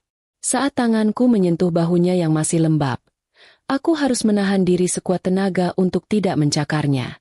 Mas, kayaknya kamu pulang saja, deh, kataku pelan. Pura-pura memasang wajah penuh perhatian. Kamu pasti capek banget, kan? 3 hari nggak tidur di puncak. Kasihan. Biar aku saja yang jaga Dimas di sini malam ini. Lagi pula, Dimas sudah baikan. Kata suster tadi trombositnya naik. Besok mungkin sudah boleh pulang. Mata Bagas langsung berbinar. Tentu saja dia senang. Aku seperti memberinya tiket emas untuk kabur. Dia pasti sudah tidak sabar ingin kembali ke rumah baru. Kepelukan si Wulan yang katanya notaris itu. Oh, begitu ya, Ran? Kamu nggak apa-apa sendiri? Nggak merepotkan? Tanyanya, pura-pura khawatir. Basinya minta ampun. Baunya sudah sampai ke ujung koridor. Ya, nggak apa-apalah, Mas. Sudah biasa. Jawabku. Sangat biasa. Lanjutku dalam hati. Biasa ditinggal. Biasa mengurus semua sendiri. Dia mencium keningku sekilas. Ciuman yang rasanya seperti ditempeli kulit durian. Dingin dan tajam. Ya sudah, Mas pulang. Ya, mandi air hangat. Ganti baju. Besok pagi Mas kesini lagi. Kita urus administrasi pulangnya Dimas. Katanya. Dia mengambil ponsel dan dompetnya. Lalu pergi. Melambaikan tangan pada Dimas yang menatapnya polos. Begitu punggungnya hilang di tikungan koridor, topengku langsung kulepas. Wajahku mengeras. Tidak ada lagi air mata. Tidak ada lagi istri lemah. Yang ada hanya Ranti, seorang ibu yang siap berperang demi hak anaknya yang baru saja dirampok. Uang belasan juta. Sebuah rumah. Atas nama pelakor. Dia pikir aku akan diam saja menerima nasib? Oh, dia salah besar. Dia salah memilih lawan. Aku langsung mengambil ponselku sendiri. Jariku menekan cepat nomor Mbak Yuni. Aku tidak mau membuang waktu. Mbak, aku butuh bantuan lagi. Tapi ini beda.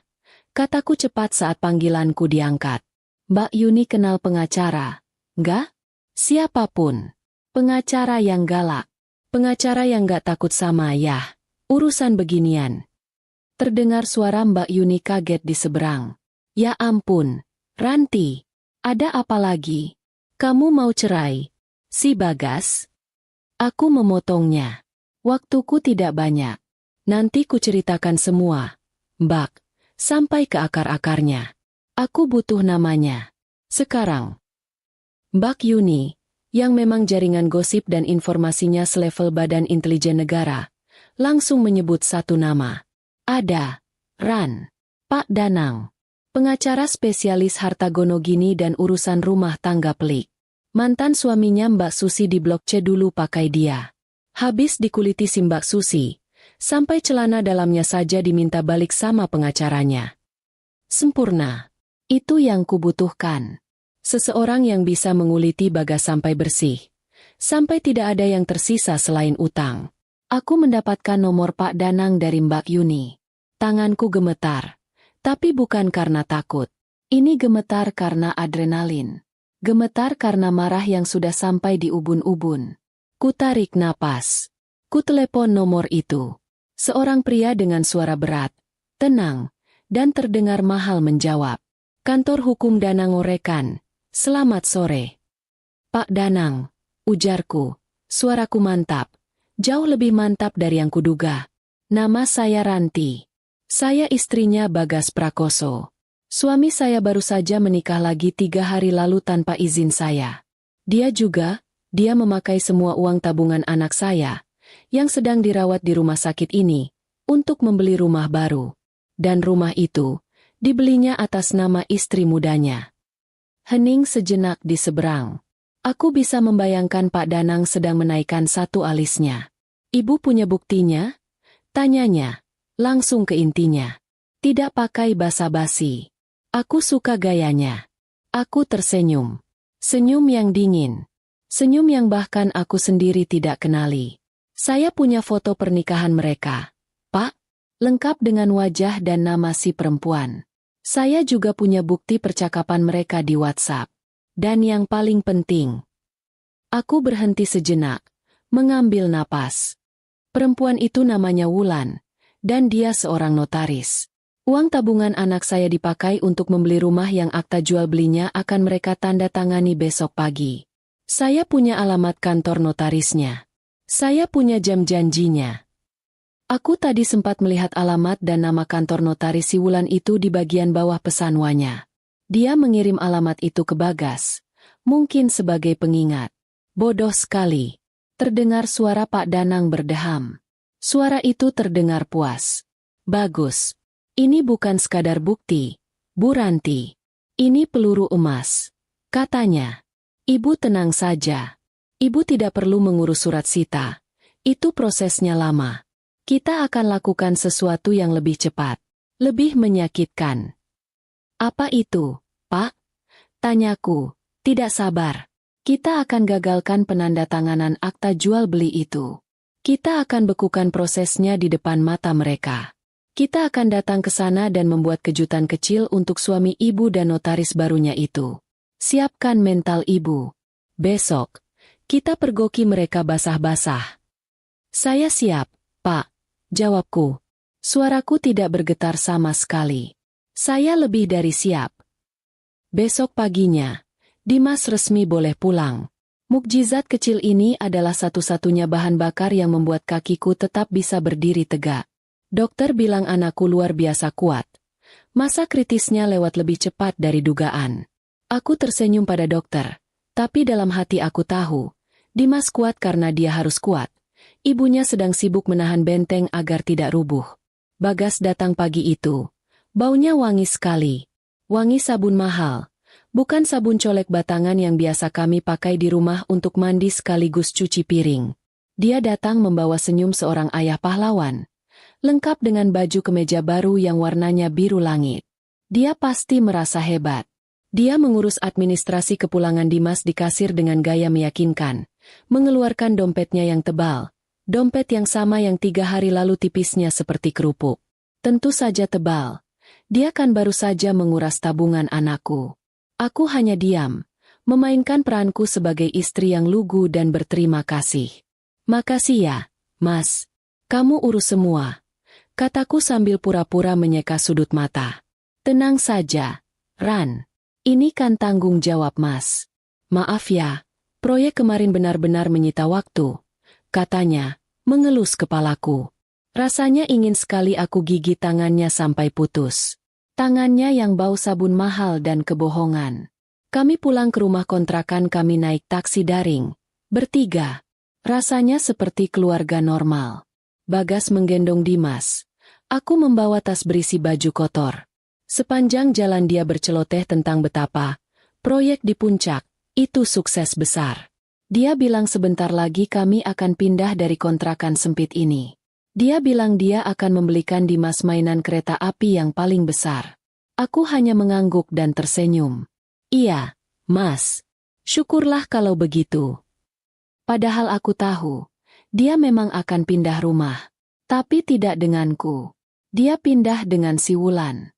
Sesampainya di rumah, suasana pengap dan berdebu langsung menyambut kami. Warung di depan sudah 3 hari tutup. Pasti banyak pelanggan yang kecewa. Bagas merebahkan Dimas di kasur. Mas tinggal dulu ya, Ran. Masih ada urusan penting sekali ini. Lanjutan proyek kemarin. Kamu istirahat saja di rumah sama Dimas. Nggak usah buka warung dulu. Iya, Mas. Jawabku singkat. Dia mencium kening Dimas. Lalu bergegas pergi. Dia bahkan tidak melirikku lagi. Tentu saja. Dia harus mengejar janji penandatanganan akta jual beli itu. Dia harus segera meresmikan rumah hasil rampokannya. Begitu suara motornya menghilang di telan bisingnya jalanan, aku langsung bergerak. Dimas sudah tidur pulas, kelelahan setelah perjalanan. Aku menatap wajah damainya sejenak. Bunda pinjam waktunya sebentar ya. Nak, Bunda mau ambil hak kamu kembali. Aku menelepon Pak Danang. Pengacara bersuara berat itu. Pak, saya Ranti. Suami saya baru saja pergi. Dia pasti sedang menuju ke kantor notaris itu sekarang. Bagaimana rencana kita? Terdengar suara Pak Danang berdeham di seberang. Ibu Ranti, dengarkan saya baik-baik. Ada perubahan rencana. Saya baru dapat kabar dari orang saya. Mereka mempercepatnya. Penandatanganan akta jual beli itu sudah selesai jam 8 pagi tadi, sebelum suami ibu menjemput ibu di rumah sakit. Darahku terasa dingin. Kakiku lemas. Aku terduduk di tepi ranjang Dimas. Jadi kita terlambat. Pak, rumah itu sudah sah jadi miliknya. Suaraku bergetar. Aku gagal. Tenang, Bu. Suara Pak Danang tetap tenang, seperti air di telaga yang dalam. Ibu kira saya akan membiarkan itu terjadi? Tentu saja belum sah. Saya sudah menelepon pihak bank tempat suami ibu menarik uang. Saya juga sudah menghubungi kantor Badan Pertanahan. Prosesnya saya bekukan. Napasku yang tadi tertahan, akhirnya bisa keluar. Maksudnya, Pak, uangnya mungkin sudah pindah tangan, tapi kepemilikan tanahnya belum. Saya menghentikannya atas nama hukum. AJB itu sekarang statusnya menggantung. Si penjual rumah tidak bisa dapat uang penuh. Si Wulan tidak bisa dapat sertifikat. Mereka berdua pasti sedang pusing 7 keliling sekarang. Aku tertawa. Tawa yang kering dan serak. Bagus. Biar mereka pusing. Biar mereka rasakan paniknya. Lalu sekarang apa, Pak? Tanyaku. Sekarang bagian terbaiknya, Bu. Kata Pak Danang. Orang saya memberitahu, si Wulan ini, mungkin karena saking senangnya merasa sudah menang, malam ini mengadakan acara syukuran. Di rumah baru itu. Mengundang keluarga dan teman-teman dekatnya. Dia mau pamer. Syukuran? Pesta? Di atas penderitaan anakku? Oh, perempuan ini benar-benar tidak punya hati. Kita akan datang ke pesta itu, Bu Ranti, lanjut Pak Danang. Ini jauh lebih baik daripada menggerebek kantor notaris. Di pesta, ada banyak saksi, ada keluarganya. Rasa malunya akan berlipat ganda. Ibu siap. Aku berdiri. Kulihat pantulan diriku di cermin lemari yang kacanya sudah buram. Seorang perempuan dengan daster kusam, mata panda, dan rambut seperti singa habis kehujanan. Aku siap? Saya lahir siap, Pak. Jawabku mantap. Bagus. Saya jemput ibu jam 7 malam. Kirimkan alamat ibu. Dan satu lagi, Bu. Iya, Pak. Tolong. Jangan pakai daster. Berdandanlah yang cantik. Kita akan datang ke pesta itu sebagai pemenang. Telepon ditutup. Jam 7 malam. Aku menatap lemari bajuku. Isinya lautan daster. Daster kena luntur. Daster sobek di ketiak. Daster bau minyak telon. Hanya ada satu baju bagus di sana. Tersimpan di dalam plastik. Sebuah kebaya brokat warna merah hati. Kebaya yang kupakai saat aku menikah dengan Bagas dulu. Aku tersenyum getir. Cocok sekali. Sudah waktunya kebaya ini melihat pengantin baru suamiku. Aku menitipkan Dimas pada Mbak Yuni. Mbak, doakan aku. Malam ini aku perang, kataku padanya. Mbak Yuni yang melihatku sudah rapi dengan kebaya dan riasan tipis, hanya bisa melongo sebelum akhirnya mengangguk mantap. Mobil Pak Danang yang hitam dan mengkilap berhenti tepat di depan gang rumahku. Aku masuk. Di dalam, selain Pak Danang yang rapi dengan setelan jasnya, ada satu orang lagi. Seorang pria muda yang membawa kamera video besar. Ini Bimo, tim saya, kata Pak Danang. Untuk dokumentasi. Zaman sekarang, Bu, bukti visual itu raja. Aku mengangguk. Perutku mulas. Tapi ini mulas karena semangat juang. Kami tiba di sebuah kompleks perumahan baru. Tipe klaster yang satpamnya ada 3 di depan gerbang. Jauh sekali bedanya dengan kontrakan petaku. Di salah satu rumah, tenda kecil terpasang. Suara musik gambus terdengar lirih. Pak Danang menoleh padaku. Mental ibu siap. Aku menarik napas dalam-dalam. Ayo, Pak. Kami berjalan masuk.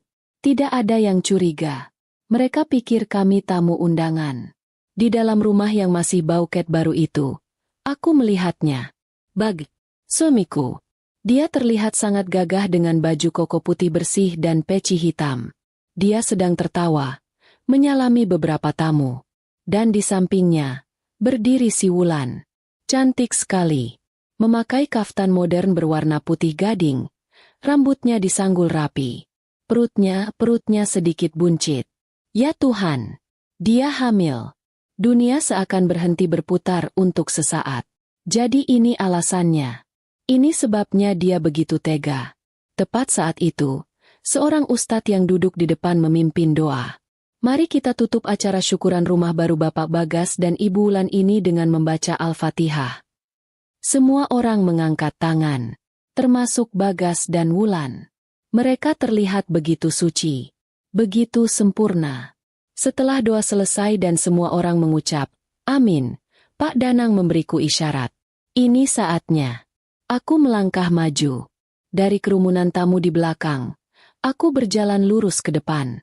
Ke arah pasangan bahagia, itu. Pak Danang dan krunya mengikutiku dari samping. Bagas adalah yang pertama melihatku. Dia sedang memegang piring kue. Piring itu jatuh dari tangannya. Prang! Suara piring pecah itu memecah keheningan. Musik gambus tiba-tiba berhenti. Semua mata tertuju padaku. Wajah Bagas pucat pasi. Lebih pucat dari wajah Dimas saat demam tinggi. Dia seperti melihat hantu. Si Wulan menatapku bingung. Dia belum kenal aku. Dia menatap Bagas. Lalu menatapku lagi. Mas ini siapa? Tanyanya manja. Aku berdiri tepat 1 meter di depan mereka. Aku tersenyum. Senyum terindah yang bisa kupasang. Selamat malam. Sapaku. Suaraku tenang, tapi cukup keras untuk didengar semua orang di ruangan itu. Maaf, acara syukurannya saya ganggu sebentar. Saya Ranti, istri sah dari Bapak Bagas Prakoso. Yang ini, aku menunjuk Bagas yang gemetaran. Ruangan itu hening seketika. Hening yang berdarah. Hening. Suara piring pecah tadi rasanya masih berdengung di telinga semua orang. Musik gambus yang mati suri tidak berani hidup lagi. Puluhan pasang mata menatapku. Ada yang kaget. Ada yang bingung. Ada yang menatapku kasihan. Dan ada yang menatapku marah. Mungkin itu keluarga si Wulan. Mereka pasti mengira aku perusak pesta. Lucu sekali. Aku, si istri sah, dituduh merusak pesta perampokan suamiku sendiri. Wulan, si pengantin baru yang perutnya membuncit itu, adalah yang pertama memecah keheningan. Tawa manjanya yang tadi ku dengar samar-samar, kini lenyap tak berbekas. Wajah cantiknya yang dipoles riasan mahal itu mengeras. Dia menatapku dari atas ke bawah, menilai kebaya merah hati kunoku, membandingkannya dengan kaftan mewahnya yang mungkin harganya setara biaya rawat inap Dimas selama 3 hari. "Siapa kamu?" desisnya. Suaranya tidak lagi manja, tapi tajam seperti silet. "Mas Bagas ini siapa? Kenapa perempuan gila ini dibiarkan masuk?" "Satpam." "Mana Satpam?" Dia berteriak memanggil Satpam, seolah aku ini pengemis yang salah alamat. Dia bahkan tidak memberi Bagas kesempatan menjawab. Dia menatapku lagi. "Pergi kamu. Jangan bikin malu di acara saya." Aku tersenyum. Masih tersenyum. "Acara kamu? Rumah kamu?" kataku pelan. Tapi entah kenapa suaraku terdengar jelas di seluruh ruangan. "Kamu yakin ini rumah kamu, Mbak Wulan?" Bagas, yang dari tadi membeku seperti ikan kena formalin, akhirnya bergerak. Dia panik. Keringat sebesar biji jagung mulai bercucuran di pelipisnya, merusak tatanan peci hitamnya yang miring. Dia maju selangkah, mencoba menghalangiku dari pandangan Wulan. "Ranti, kamu ngapain di sini? Pulang. Jangan bikin ribut. Nanti kita bicara di rumah," bentaknya. Tapi suaranya bergetar hebat. Dia mencoba terlihat marah, tapi matanya memancarkan ketakutan yang luar biasa. "Bicara apa lagi, Mas?" "Bicara soal proyek di puncak, yang ternyata pelaminan." Jawabku tenang. "Bohong. Dia bohong." Wulan menjerit di belakang Bagas. Dia mencengkeram lengan baju koko Bagas. "Mas, bilang sama perempuan ini kalau dia bohong. Bilang kalau aku satu-satunya istri kamu. Bilang, Mas." Bagas tergagap. Mulutnya membuka dan menutup seperti ikan mas koki kehabisan oksigen. Wulan, ini semua salah paham." Saat itulah Pak Danang melangkah maju. Dia berdiri di sampingku, gagah sekali dengan setelan jasnya. Dia berdeham pelan, tapi suaranya yang berat dan berwibawa langsung menyedot perhatian semua orang. Pria muda di belakangnya sudah menyalakan lampu kamera videonya. Sinarnya yang terang menyorot lurus ke wajah Bagas dan Wulan. "Selamat malam," sapa Pak Danang. Suaranya tenang tapi mematikan. "Saya Danang, dari kantor hukum Danang Orekan. Saya di sini sebagai kuasa hukum dari Ibu Ranti." Wulan terkesiap. Wajahnya mulai pucat di balik riasan tebalnya. Dia seorang notaris, atau setidaknya mengaku notaris. Dia pasti tahu apa artinya jika seorang pengacara sudah turun tangan di sebuah pesta syukuran. "Ibu Ranti," lanjut Pak Danang, "adalah istri sah satu-satunya dari Bapak Bagas Prakoso, tercatat di kantor urusan agama sejak 12 tahun yang lalu." Ini, Pak Danang mengangkat sebuah map, salinan buku nikah dan kartu keluarga mereka. Pernikahan yang terjadi antara Bapak Bagas dan Ibu Wulan. Pak Danang melirik Wulan dengan tatapan dingin. Adalah pernikahan yang tidak sah di mata hukum negara, karena dilakukan tanpa izin istri pertama. Ini namanya poligami ilegal, sebuah tindak pidana. "Apa?" Seorang wanita paruh baya yang memakai kerudung mewah, mungkin ibunya Wulan, menjerit pelan. "Bagas, apa maksudnya ini? Kamu bilang kamu duda cerai mati." Semua tamu mulai berbisik. Suaranya seperti ribuan lebah. Mereka tidak lagi menatapku. Mereka menatap Bagas dengan pandangan jijik. Bagas mundur selangkah, terpojok. Dia menatapku dengan nanar. "Ranti, kamu tega?" Aku menatapnya lurus di mata. "Tega? Kamu tanya aku tega, Mas? Setelah kamu biarkan anakmu sendiri menggigil di UGD, demi menikah dengan dia? Kamu tanya aku tega?" Suaraku akhirnya bergetar, tapi bukan karena sedih. Karena marah, Wulan terhuyung. Dia berpegangan pada meja prasmanan di sampingnya. Nggak mungkin. Mas Bagas nggak mungkin bohongin aku. Lirihnya. Dia masih mencoba menyangkal. Pak Danang belum selesai. Dia sengaja menyimpan peluru terbaiknya untuk yang terakhir. Dan satu hal lagi, yang paling penting, kata Pak Danang, suaranya kini terdengar seperti palu hakim yang siap diketuk. Rumah ini. Dia mengedarkan pandangannya ke seluruh ruangan mewah itu. Ke plafon yang tinggi, ke lantai granit yang mengkilap. Rumah yang sedang Anda syukuri malam ini. Ibu Wulan, Anda tahu, rumah ini dibeli pakai uang apa? Wulan dan Bagas sama-sama menatap Pak Danang. Rumah ini, kata Pak Danang dengan jeda yang menyiksa, dibeli lunas oleh Bapak Bagas, menggunakan uang dari rekening tabungan bersama atas nama Bapak Bagas dan Ibu Ranti. Uang yang selama ini dikumpulkan oleh Ibu Ranti dari warung kelontongnya. Uang yang seharusnya digunakan untuk biaya sekolah dan biaya pengobatan anak mereka, Dimas, yang baru 3 hari lalu keluar dari rumah sakit karena demam berdarah. Cep, itu bukan lagi peluru. Itu bom atom. Ruangan itu hening sesaat, sebelum akhirnya meledak. Wulan menatap Bagas. Matanya membelalak ngeri. Dia tidak lagi menangis manja. Dia tidak lagi marah. Dia, uang anak sakit. Bisiknya, tidak percaya. Mas, kamu bilang itu, uang proyek kamu? Bagas sudah tidak bisa bicara. Dia hanya menggeleng-gelengkan kepalanya panik, seperti orang kesurupan.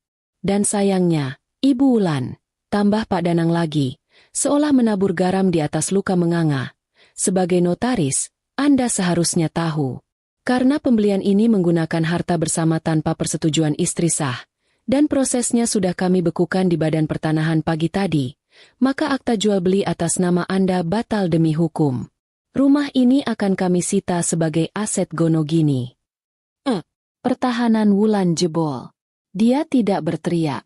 Dia tidak menjambak. Dia raungan yang panjang dan histeris. Raungan seorang perempuan yang baru saja kehilangan segalanya dalam satu malam. Mimpinya rumah mewahnya, statusnya sebagai istri, dan harga dirinya. Tidak jeritnya. Tangisannya meledak. Histeris.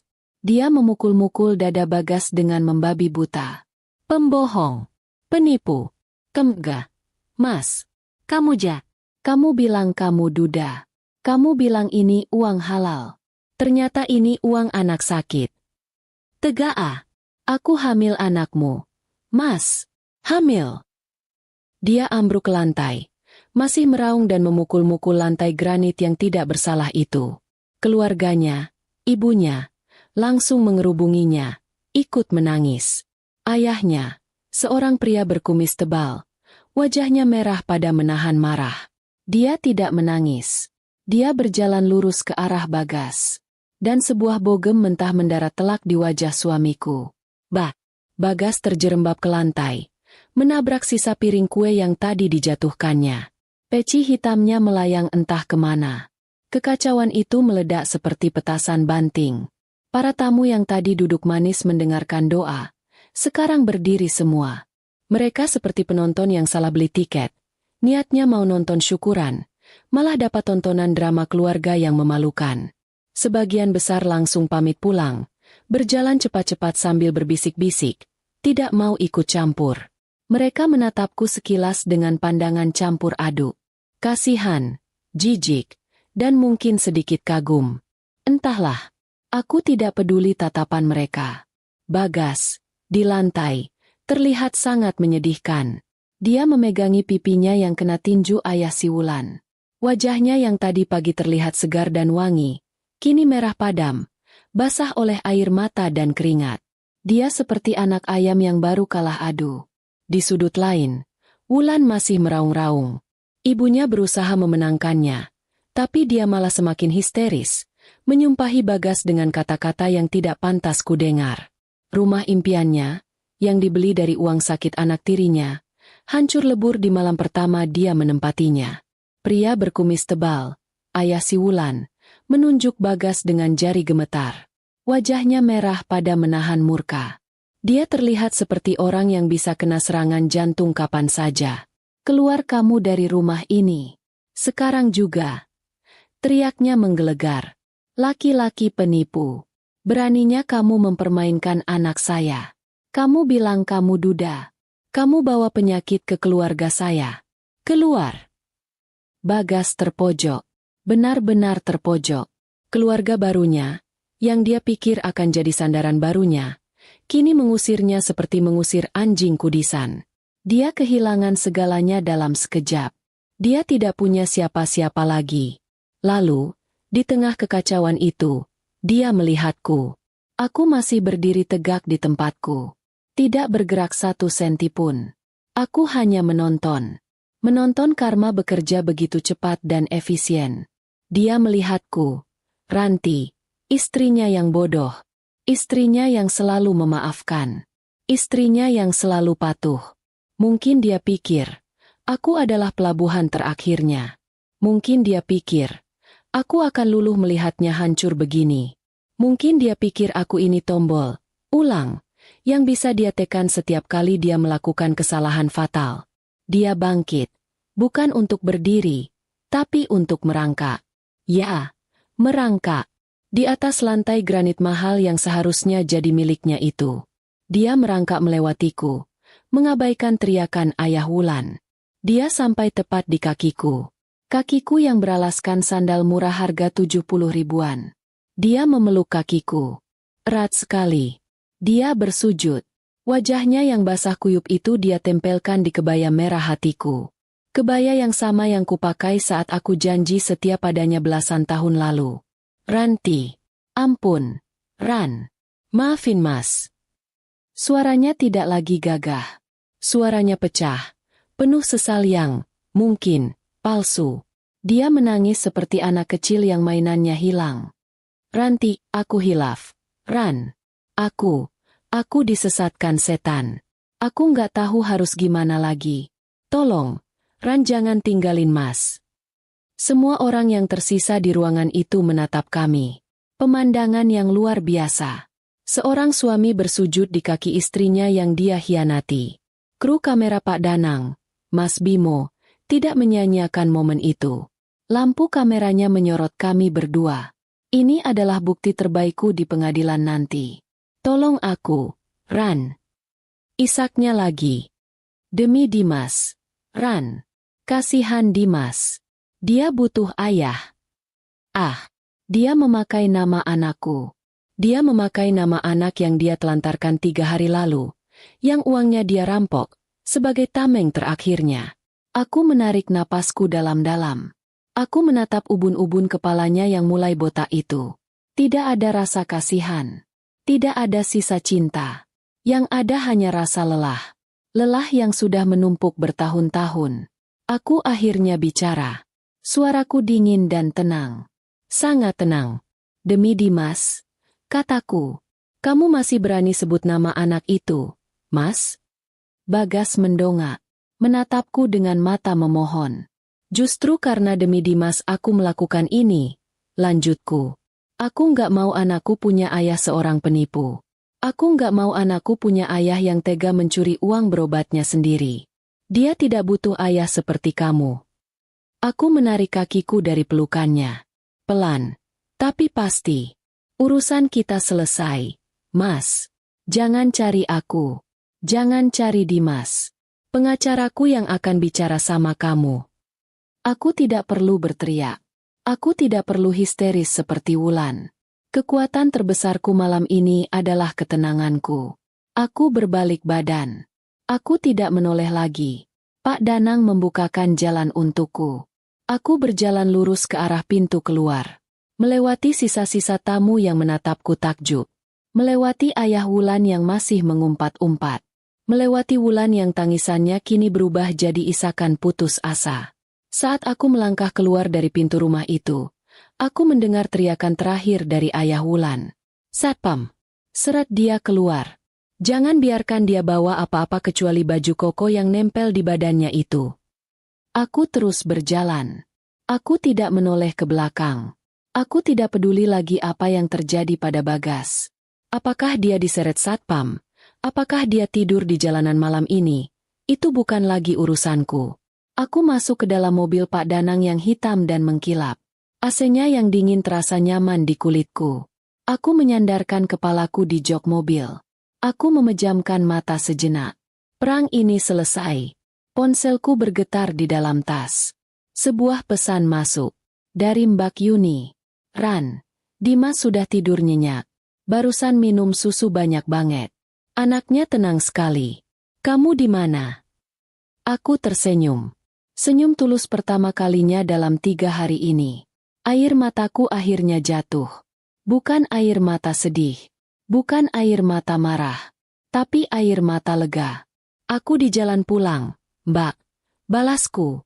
Aku pulang. Aku pulang ke anakku. Ke kehidupanku yang baru.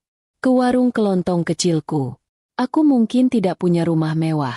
Aku mungkin baru saja kehilangan suami. Tapi malam ini, aku mendapatkan sesuatu yang jauh lebih berharga. Aku mendapatkan diriku kembali. Dan aku menang.